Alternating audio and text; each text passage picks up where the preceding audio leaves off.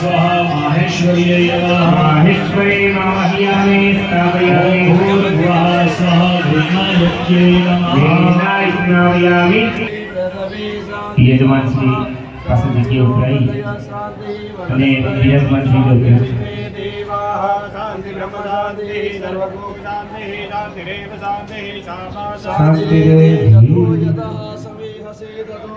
અવયન ગુરુ સન્નઃ ગુરુ પ્રજાપ્યો ભયન્નઃ પશુભ્યઃ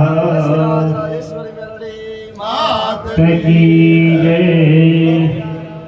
બોલી સદગુરુ ભગવાન તકી જય બોલો વગડ મહારાજ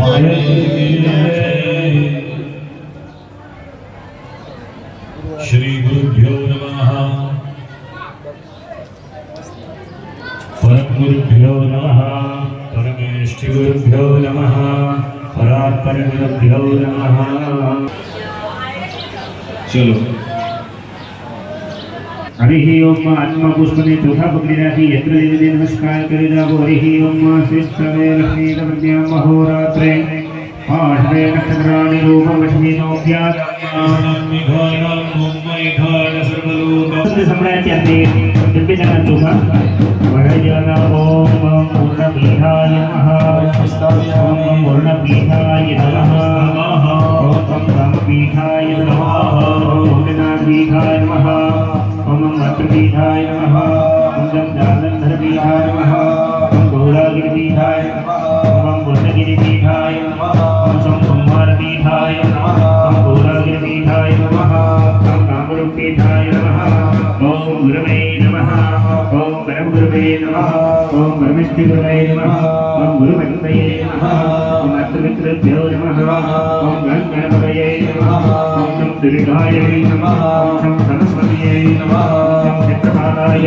नमः ओम मण्डुकाय नमः ओम आकाशक्त्यै नमः ओम मूलशक्त्यै नमः ओम कालतिरुद्राय नमः ओम आदिविद्माय नमः ओम वंशराय नमः ओम आदिवराय नमः ओम प्रगत्यै ओम अमृतवर्णाय नमः ओम रत्नदीपाय नमः ओम हेमगिरये नमः ओम गन्धर्व्याय नमः ओम कल्पवृक्षाय नमः ओम मणिभूतलाय नमः ओम दिव्यमण्डपाय नमः ओम स्वर्णवेदिकाय नमः ओम रत्नसिंहासनाय नमः ओम धर्माय नमः ओम ज्ञानाय नमः ओम वेदाध्याय नमः ओम ऐश्वर्याय नमः ओम कलहाय नमः ओम कञ्चनाय नमः ओम अविनाद्याय नमः ओम अनिस्मयाय नमः ओम सत्याय नमः ओम प्रभुतात्मने नमः ओम भरतभद्रे नमः ओम प्रभुतात्मने नमः ओम तमसे नमः ओम मोहतात्मने नमः ओम सोममण्डलाय नमः ओम सूर्यमण्डलाय नमः ओम भक्तिमण्डलाय नमः ओम मायातत्वाय नमः ओम विद्यातत्वाय ओम शिवतत्वाय नमः ओम ब्रह्मणे नमः ओम महेश्वराय नमः ओम आत्मने नमः ओम अंतरात्मने नमः ओम परात्मने नमः ओम जीवात्मने नमः ओम ज्ञानात्मने नमः ओम कंदाय नमः ओम नीलाय नमः ओम पद्माय नमः ओम महापद्माय नमः ओम भरतसे नमः ओम केसरिभ्यो नमः ओम करणिकाय नमः ओम नन्दाय नमः ओम गणपतये नमः ओम कालिकायै नमः ओम ब्राह्मण्ये नमः ओम शिवविद्ये नमः वेदाना जमनात्य धर्मा चौका पकड़ी राखो प्रतिष्ठा सर्वदेवानां मित्रावरणनिर्मिला प्रतिष्ठा ते करो यत्र मनवे देवते सह भगवान यत्र उपचरितो सुप्रतिष्ठिताः वरदाः भवत पुष्पचंदनमाळो કરી અને ભગવાન ઉપર યત્ર ઉપચરિતો સગલોપચારાર્થે પુષ્પાણે સમર્પયામિ નમસ્કરોમિ જલારામ બાપાની અસીમ કૃપાથી પૂર્વજન્મના કઈ કહેવાયના કર્મના હિસાબે આજે આ નવચંડીના યજમાન વિષ્ણુભાઈ અને ચંદુભાઈ ઠક્કર ભાગ્યશાળી બેઠા છે. બીજી મહત્વની વાત કે આજે યજ્ઞની અંદર જે ભોજન સમારંભ છે આ ભોજન સમારંભ એ ચંદુભાઈ અને વિષ્ણુભાઈ ઠક્કર તરફથી છે. તાળીઓના ગડગડાટથી વધાવો, તાળીઓના ગડગડાટથી વધાવો. આજનો જે ભોજન સમારંભ પ્રસાદીના દાતા શ્રી ચંદુભાઈ ઠક્કર અને વિષ્ણુભાઈ ઠક્કરથી આપવામાં આવે છે. જલારામ બાપા અને મા મેલડી અને ઘણું આપે.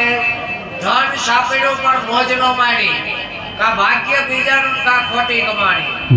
જો ધન મળ્યું હોય તો હજી સુધી તુલસીદાસે રામાયણમાં કીધું ખવડાવવાથી કોઈનું ખૂટું નથી, પણ જીવ આલવો જોઈએ. જેમાં ભાગ્યશાળી ચંદુભાઈ અને વિષ્ણુભાઈ ઠક્કરને મા મેલડી અને જલારામ બાપા ઘણું આપે. આજે ભોજન સમારંભ છે. આજનો જે પ્રસાદીના દાદા ચંદુભાઈ અને વિષ્ણુભાઈ ખૂબ ખૂબ આભાર. બેદાન ચલો આપણે ત્રણે ફૂલ હાથમાં રાખી ત્રિખંડી મુદ્રા કરી ત્રણ દેવી એટલે કે મહાકાળી, મહાલક્ષ્મી અને મહા સરસ્વતીને યાદ કરી એમનું ધ્યાન ધરીશું. સૌપ્રથમ મહાકાળી માનું સ્વરૂપને યાદ કરી રાખજો. હરિ ઓમ. खड्गग्रगदेषु जापपरिघान् शूलपुषूण्डिं शिरः शङ्खां सौन्दधरीं करे स्त्रीनयनां शैवभूषणावृतां नीलासुमन्युरिमाश्य पाददशकां सेवे महाकालिका यावास्तो शोभिदे हरो कमलजो हतो मधो कैरभा. બીજા નંબરની અંદર મહાલક્ષ્મીનું ધ્યાન ધરીએ. અક્ષર પરશો ગદેશુ ગુલિશા પદમાં ધનુષ્કોટિકા દંડમ શક્તિમસેન જજર અજર ગણતાસુરા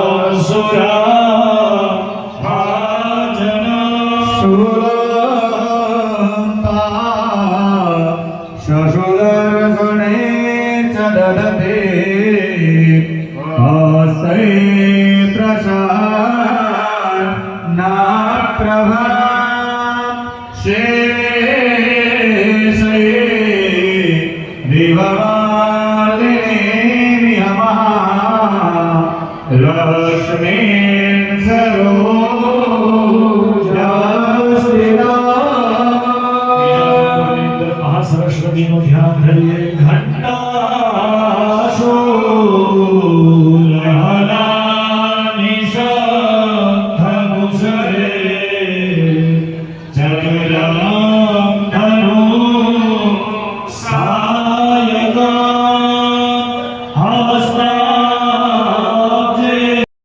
મહાલક્ષ્મી અને મહાસરસ્વતી એટલે ભગવતી રાજરાજેશ્વરી માં મેલડીનું સ્વરૂપ બને છે. યાદૃશી ભાવના યસ્ય સિદ્ધિર ભવતિ તાદૃશી. આજે આપણે પૂજા કરવા જઈ રહ્યા છીએ. રાજોપચાર મહાપૂજા છે. વિવિધ ઉપચારોથી જેને આપણે પૂજન અર્ચન કરીએ એને રાજોપચાર પૂજા કહેવાય છે. કેવું છે આપણે બધા બસ આ પ્રતિમાને જોઈ અને આપણને ભાવ ઉત્પન્ન થાય એ માટે કરી અને આપણે આ બધી પ્રતિમાઓ યંત્ર સ્વરૂપની અંદર વિદ્યમાન કરીએ છીએ. પણ તમારી આગળ જે યંત્ર છે એ મૂળ શક્તિ એ યંત્રની છે. એ શક્તિ જ બધું જ કામ કરે છે. એ યંત્ર જ બધું કામ કરે છે. અને આ કલિકાળની અંદર યંત્રસ્થ પ્રધાન યુગ કહેવાય છે. તો જેવી ભાગવતમાં વર્ણન આવે છે કે માતાજીનો મણિ મહેલના વિષયમાં સાત લોક ઉપર છે, સાત લોક નીચે છે. વિકલ વિકલ તળાતળ મહાતળ ગણાતળ રસાતળ અને પાતાળ. ઉપર છે ગુરુર ગુઆહ સ્વાહા મહા જનઃ તપઃ અને સત્યલોક. એ સત્યલોકની ઉપર ચાર યોજન ઉપર ગઈ એટલે બ્રહ્મલોક આવે. એ બ્રહ્મલોકની ઉપર વિષ્ણુ લોક આવે છે ત્યાં ભગવાન નારાયણ વિદ્યમાન છે. અને એનાથી ઉપર જઈએ એટલે ગોલોક સાકેત લોક જે ગૌની આરાધના સેવા કરતા હોઈએ છીએ એ ગોલોકની અંદર નિવાસ કરે છે. અને સૌથી પરામતા એનો મણિ મહેલ એ જગદંબા એ દરેકની સર્વોપરી વિદ્યમાન રહેવા વાળી એ ભગવતીના મહેલના વિશે ટૂંક સમયમાં હું તમને સમજાવી દઉં કે માતાજીના મણિ મહેલની અંદર 18 કોટ છે. કેટલા કોટ? 18 કોટ.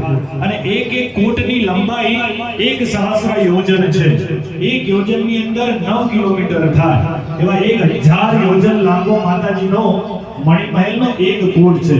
વિચાર કરી લો 1000 યોજન એટલે 9000 ગુણ્યા 1000 એટલો એક યોજનનો માતાજીનો એક કોટ છે એ દરેક કોટ ઉપર અલગ અલગ એક સોનાનો, એક રૂપાનો, એક ચાંદીનો, એક તાંબાનો એમ કરતા એવા માતાજીના 18 કોટ આવે છે.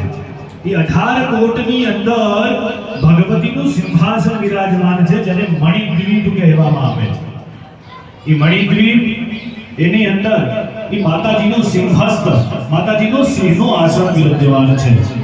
એ સિંહની અંદર એટલી બધી તાકાત છે કે આવા 18,000 ઘોડા પૃથ્વીના જેવા ફરે છે એવા એ 18,000 ઘોડાઓ એક રાતમાં ઉલાડી મારે એટલી તાકાત સિંહના પંજામાં છે.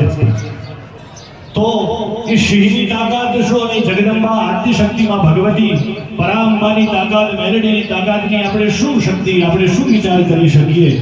કારણ કે આપણે તો શક્તિના ઉપાસક છીએ, આપણે જગદંબાના ઉપાસક છીએ. કે હાથ જોડી ભગવતી પરાંબા આદ્ય શક્તિને યાદ કરી વંદન કરીએ કે હે માં, આ પૂજાની અંદર પધાર, તારું આજે રાજોપચાર પૂજન કરવા જઈ રહ્યા છીએ, તો આવી અને અમારા દરેકની મનોરથ કાર્ય તો પૂર્ણ કર.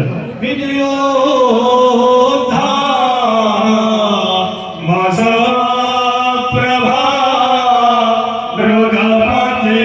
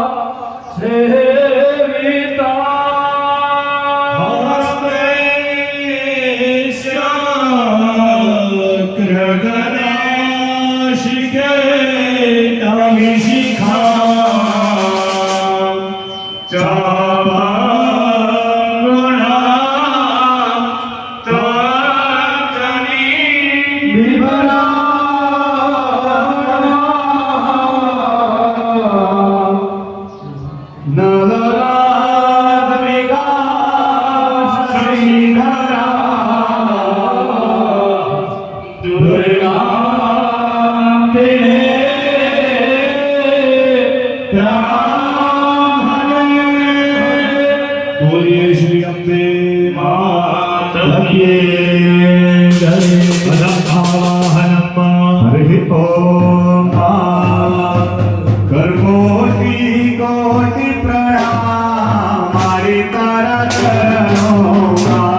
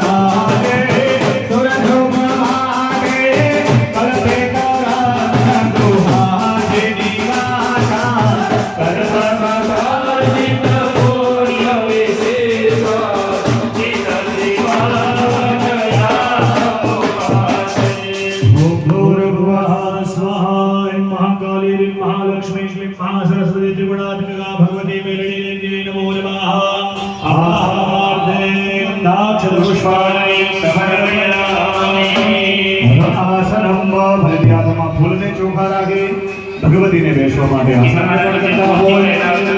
તમારા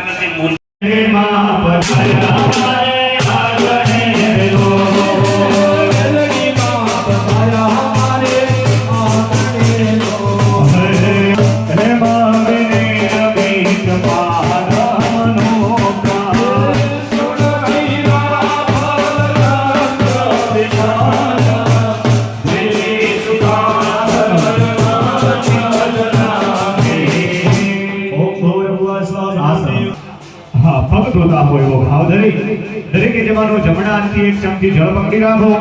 હરિ ઓમ એતાપાન શ્યામહે માતો જાય સગોરા મેલડી માતા મારા હો